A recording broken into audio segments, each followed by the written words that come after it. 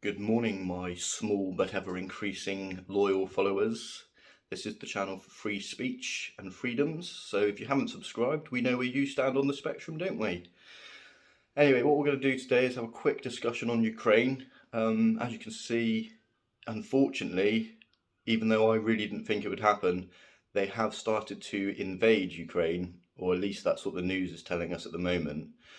My opinion on this really is, I didn't actually think that Russia had anything to gain out of actually doing this. Obviously, land grab in Ukraine will benefit Russia at some point in the future, but as it goes at the beginning, I just didn't really. I just thought that it'd bring a lot more harm and a lot more damage to Russia than actually what they would gain out of it, and we'll probably see that as this plays out going further. I think it's obvious, really, that the reason that Ukraine is under threat right now is because we do have weak leaders in the West, and that includes the likes of Boris Johnson, myself here, saying that, you know, Bojo's only really come out and done a few little sanctions for the odd Russians there. Like, yeah, that's really gonna stop them.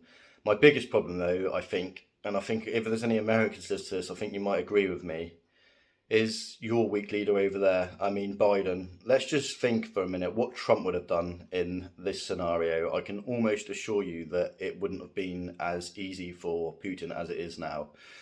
I mean, I actually tend to think that maybe Trump might have actually stopped this invasion just over a couple of tweets because, he's quite powerful on Twitter. That's why they banned him, if you remember.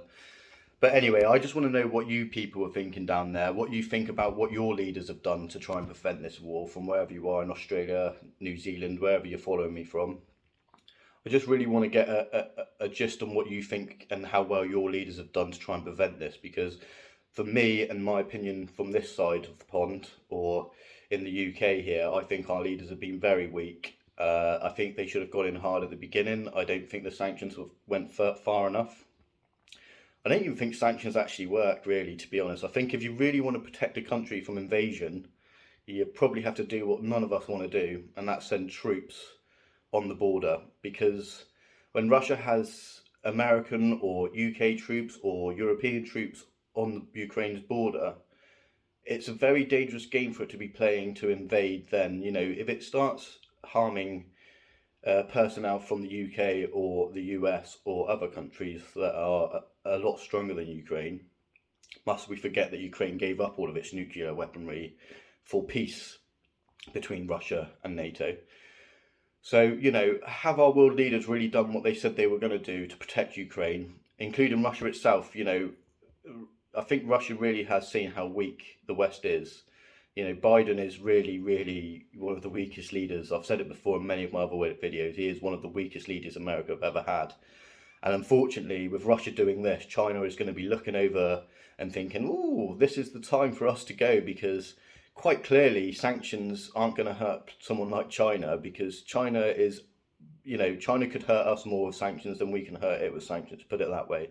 Especially here in the UK. I know in the US you're a little bit more self-sufficient, but you're still not 100% reliable on yourselves as we are here.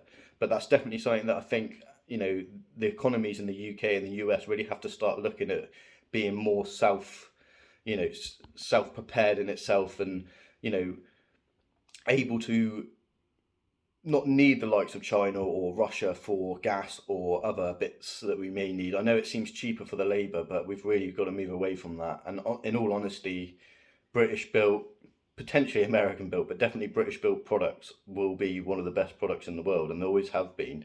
They're strong and they're sturdy. I will give a little shout out to Germany. I know as a British man, shouting out Germany is not the best thing to do, but Germany's products are also very, very good. So yeah, I just think that maybe we need to move away from these other deadly giants on the world stage and really show our authority, because we quite clearly haven't done it in Ukraine, have we? Let me know your thoughts on the bottom.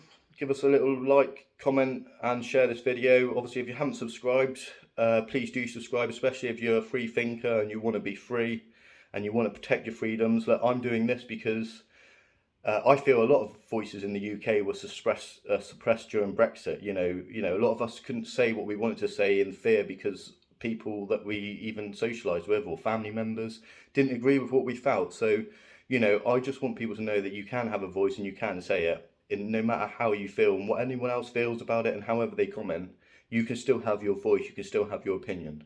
So please like, share and comment. Let me know what you think about this potential war, if it is a war, and if you think that we should do anything more to try and stop it.